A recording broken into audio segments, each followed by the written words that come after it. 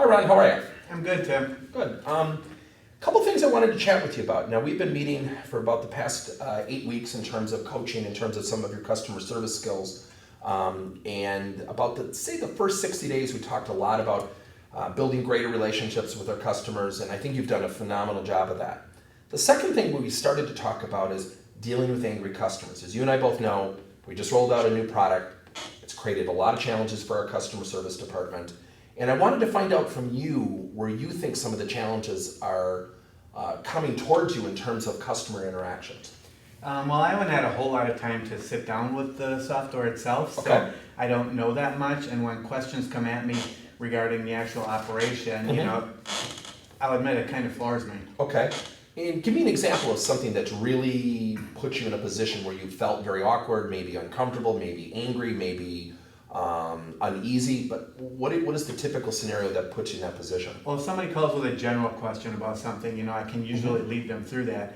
But if they come in and they want me to say, go to meeting with them and actually lead them through it and get to the point that's holding them up, I don't know enough a lot of times. They might know more than me a lot of times in that situation. Okay. And that's where I'm having issues.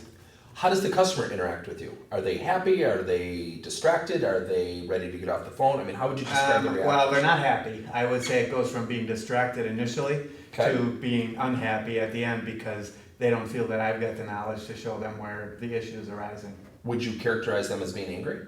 That would probably be a key word. Okay. Let me ask you something. Void of the reasons behind why they're calling you or how we got you from point A to point B in terms of your knowledge or being prepared to handle those situations. When you get an angry customer, do you have a process, questions, statements? Do you have something well thought out, potentially even documented on paper in your head that you use when dealing with situations like angry customers? I do have it, but I'll tell you, it's like 5 steps. And when I get to step 5 and I still haven't been able to rectify the situation, that's where I run into real issues. Okay, so if you feel like you have the steps laid out, why do you think that they're still angry? What do you think needs to potentially change? Well, I think I need to know, number 1, if I don't have the answer yet by step 5, where do I go to take them to be able to get their answer? Okay, so you're still potentially from a knowledge perspective, you don't even know where to take them. Right. When you don't have those answers. Okay, well let's put that down. How would you characterize or how would you describe your ability to execute those 5 steps? Highly professional, you're not nervous, you're going to execute flawlessly, you're going to ask the questions, you're going to follow your 5 steps. How would you describe your skill level?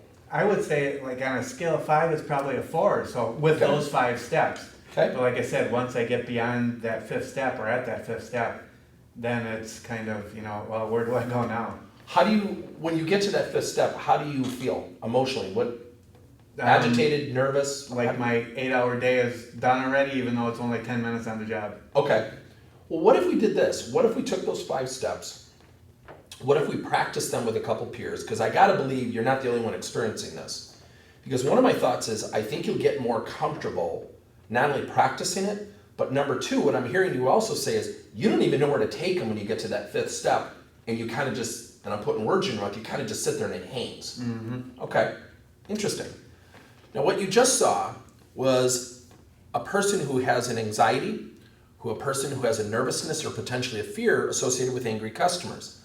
Now, what Ron did, which is probably pretty unusual for this specific scenario, is how do I handle an angry customer? Most people don't have a process in place. Ron does.